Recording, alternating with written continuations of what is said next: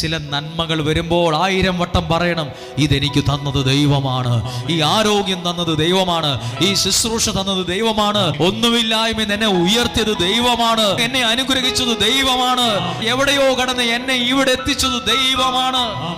എന്നാണോ ഇതൊരാൾ മറക്കുന്നത്, അന്ന് അയാൾ തോൽക്കാൻ തുടങ്ങും. എന്നാണോ ഇത് ഞാൻ വലിയ പുള്ളിയാണ്, എൻ്റെ കഴിവാ, എൻ്റെ ഭാഗ്യവാ എന്ന് കരുതുന്നിടത്താണ് ഒരാൾ പതുക്കെ തോക്കാൻ തുടങ്ങുന്നത്. എന്നൊക്കെയാണോ ദൈവത്തെ ഉയർത്തുന്നത്, അന്ന് മുതൽ അയാൾക്ക് വേണ്ടതൊക്കെയും ദൈവം കൊടുത്ത് അനുഗ്രഹിക്കാൻ തുടങ്ങും. യേശു ഒരു വള്ളത്തിലോട്ട് കയറിയില്ലേ? യേശു ഒരു വള്ളത്തിലേക്ക് കയറിയപ്പം അവിടെ അവർക്കുണ്ടായത് നേട്ടമാണ്, നഷ്ടമല്ല.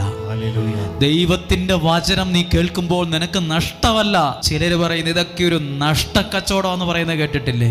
അല്ല, നഷ്ടക്കച്ചവടമൊന്നുമല്ല. ചിലരൊക്കെ ആവേശത്തിൽ പറയും, എനിക്ക് ഇതിനൊക്കെ എവിടാ സമയം, എനിക്ക് നേരെ നിൽക്കാൻ പോലും സമയമില്ല, പിന്നെ